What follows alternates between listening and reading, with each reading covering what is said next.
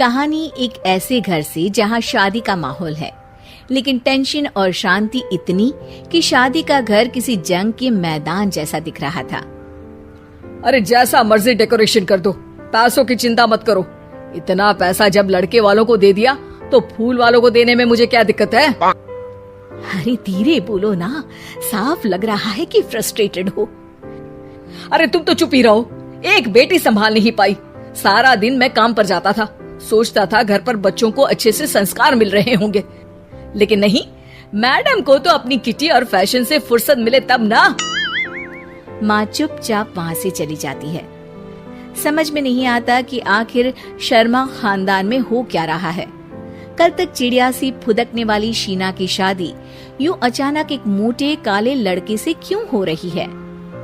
शीना कमरे में हाथ में गुड़िया लिए बोलती है, मेरे साथ जो हो रहा है ठीक हो रहा है। तुम तो सब जानती हो, साहिल मेरे लिए भगवान है।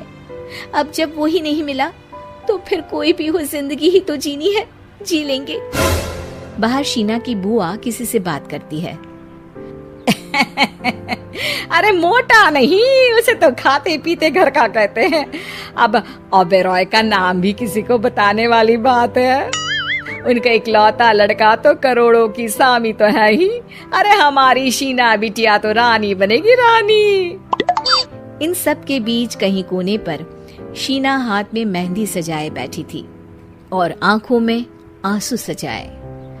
और वो समय भी आ जाता है जब शीना मंडप के नीचे हाथ में वरमाला लिए खड़ी होती है, लेकिन तभी अफरा तफरी मच जाती है। कोई कहता है, अरे लड़के की माँ को हार्ट अटैक आ गया। अरे अच्छी खासी थी, कैसे हो गया? अरे कहते हैं ना, किसी किसी लड़की के पैर अच्छे नहीं होते, हो सकता है कि मनहूस है ये लड़की। शीना पास खड़ी सब सुन रही थी। फिर शीना अपने कमरे में आ जाती है। शादी ये कहकर नहीं होती कि लड़की मनहूस है।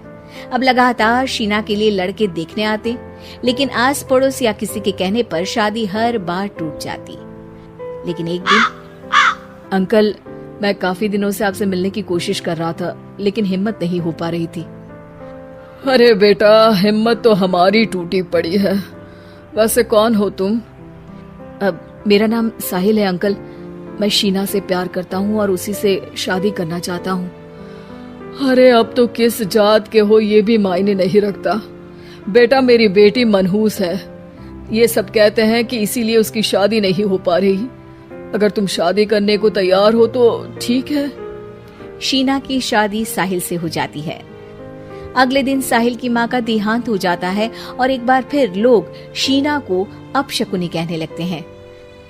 अरे खा गई दीदी को ये। अरे क्या जरूरत थी साहिल किसी मनहूस को घर लाने की? पर बुआ, माँ की तो तबीयत पिछले कई साल से खराब थी। डॉक्टर्स ने जवाब दे दिया था। क्या पता ये भी उनका सौभाग्य हो कि वो बहू का मुंह देख पाई।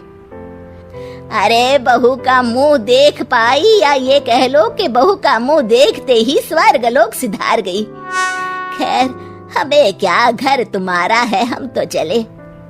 अब शीना को खुद पर ही शक होने लगता है कि कहीं सच में वो अपशकुनी तो नहीं। साहिल, हम दोनों की शादी नहीं हुई होती तो अच्छा था। देखो ना, कैसे पहले मेरी शादी टूटती थी और अब तुम्हारी माँ भी। अरे ऐसा कुछ नहीं होता शीना, अपशकुनी वगैरह कुछ नहीं होता। ये सब तो ईश्वर के खेल हैं। वो शादी तुम्हारी इसलिए टूट गई क्योंकि तुमको मेरी पत्नी बनाना था, और माँ का जाना तो तय था। वो काफी बुजुर्ग थी, साथ ही एक ऐसी बीमारी से जूझ रही थी जिसमें डॉक्टर्स भी उन्हें नहीं बचा पाते। शीना साहिल की बात सुनकर तसल्ली कर लेती है और वहां से चली जाती है। अगले दिन, शीना, अरे ओ शीना। क्या हुआ? उफ, कहीं फिर मेरी वजह से कोई नुकसान? अरे नहीं नहीं शीना, तुम जानती हो, जिस प्रॉपर्टी के केस को हम बरसों से लड़ रहे थे उस पर फैसला आ गया, वो भी हमारे हक में। अब हम करोड़पति हो गए शीना। शीना शांत रहती है। अरे क्या हुआ? करोड़ पत्नी बनकर तुमको खुशी नहीं हुई? शीना की आंखों में पानी आ जाता है। चलिए जी, कुछ तो अच्छा हुआ मेरी जिंदगी में आकर आपके साथ। साहिल शीना को गले लगाकर कहता है, मेरी नई नौकरी भी तुम्हारे ही आने से लगी, ये प्रॉपर्टी का केस जीता, सब कुछ तो तुम्हारे आने के बाद ही हुआ। फिर तुम मनहूस कैसे? ये सुनकर शीना खुश हो जाती है।